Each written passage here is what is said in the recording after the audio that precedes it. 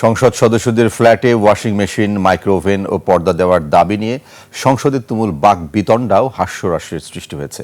জামায়াতের সাংসদ মিজানুর রহমানের এই দাবির সমালোচনা করে ক্ষোভ জানান বিজেপি চেয়ারম্যান আন্দালিব রহমান পার্থ। আরেক প্রশ্নের উত্তরে স্বরাষ্ট্রমন্ত্রী বলেন, এই সংসদে কোনো ঋণখেলাপি সংসদ সদস্য নেই। মানিক শিকদারের রিপোর্ট।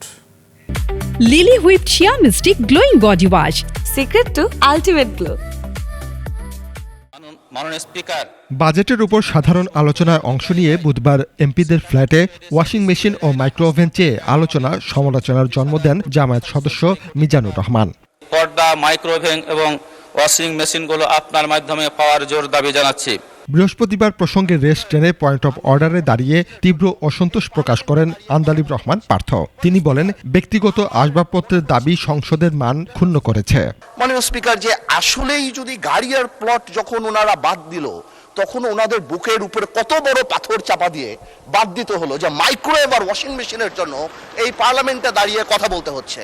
আমি ওনাকে এম্বারাস না করে আগামীতে যদি ওনার পর্দার মাইক্রোওয়েভ লাগে, আমি আমার তরফ থেকে ওনাকে একটা মাইক্রোওয়েভ দিতে চাই এবং আমি প্রধানমন্ত্রীকে রিকোয়েস্ট করতে চাই যদি ওয়াশিং মেশিনটা উনি দেয়। আন্দালিব রহমান পার্থর বক্তব্যের প্রতিবাদ জানান বিরোধী দলের নেতা জামাতে ইসলামের আমির ডাক্তার শফিকুর রহমান। ওনার কাছে চাইছে নাকি কেউ যে উনি দিবেন?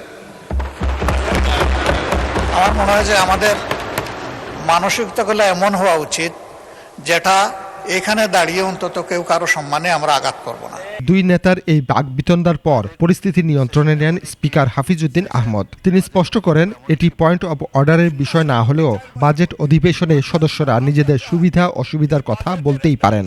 আন্ডারমাইন করার জন্য বলেন নাই, সাহায্য করার জন্য বলেছেন, which is not really necessary. বিরতির পর ঋণ খেলাপি নিয়ে স্বতন্ত্র সদস্য রুমিন ফারহানার বক্তব্য এক্সপাঞ্জ করার দাবি তোলেন গাজীপুর 5 আসনের সরকারি দলের সংসদ সদস্য ফজলুল হক মিলন।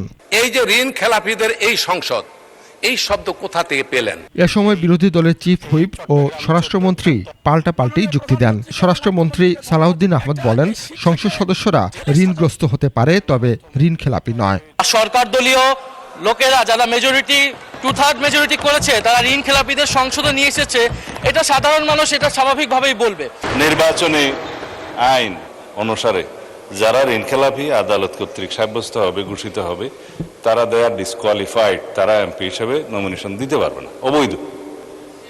নির্বাচিত হয়ে এসছে, তার মানে ঋণগ্রস্ত হতে পারে, নট ঋণ খেলাপি। বাজেট অধিবেশন 21 জুন বিকাল 3টা পর্যন্ত মুলতবি করা হয়। আপনাদের সহযোগিতার জন্য অসংখ্য মানিক শিকদার, 21 টেলিভিশন, ঢাকা। জিন্দাবাদ।